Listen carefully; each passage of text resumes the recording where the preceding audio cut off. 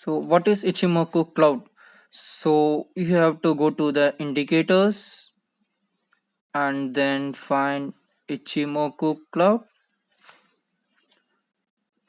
and keep all the values as it is, and the middle one you make it as a white color. The others you can make it transparent if you want, because then you will get confused what is going on the chart. So what we have going to see is the middle one. So we went to Ichimoku, we have kept all the basic sentence as it is, and the middle one we turn it as a white color. Now we will apply.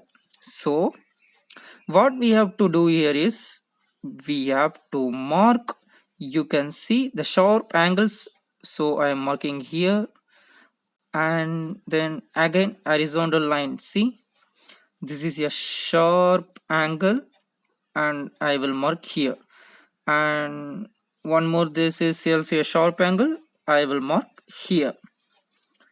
Okay,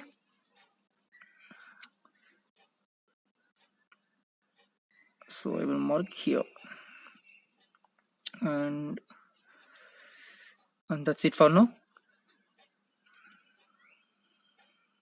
So what you see here, I just marked here these sharp angles and this point.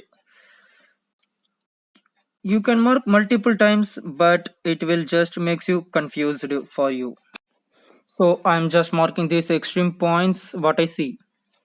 Okay, so suppose you see here these markings, and let us see if these lines are acting as a good support and resistance on the future. Okay, so what I have done is simply found these pointing angles, these sharp angles, and I have just marked the horizontal line on them. So if you see this top line, the market has reversed from here. So let us see if it has acted as a good support and resistance in the past. And you can see that it is a wonderful resistance. See, it has actually reversed the market couple of times. So this level can definitely work as a good level in the future, because in the past also it has worked as a good resistance level. So then let us see if the bottom line, whether the market has reversed from, is a good support level or not.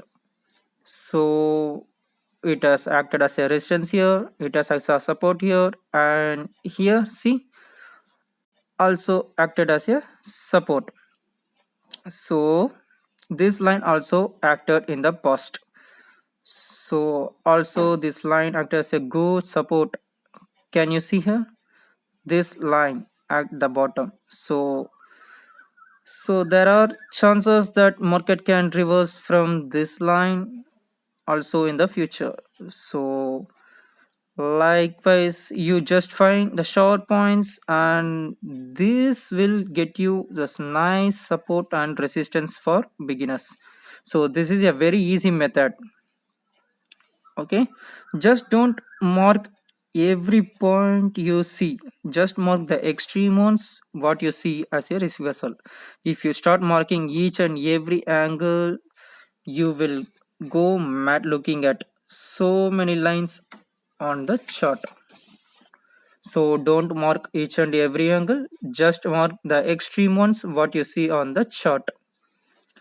So I have marked this one and I found it to be good, and I marked this one and I found to be good. Okay, even this one also, see, work well in the future. So mark the extreme ones, every lines if you mark, it will just create a lot of clutter on your chart. So this is the easy method, and use it till you start identifying a scope, support and resistance on your own. After a while, you will be good enough to find support and resistance even without marking these horizontal lines. Just within your eyes, you can identify it, okay, this is a support, okay, this is a resistance. So I hope you reach the level very soon and keep practicing. Thank you. Thank you for watching, guys.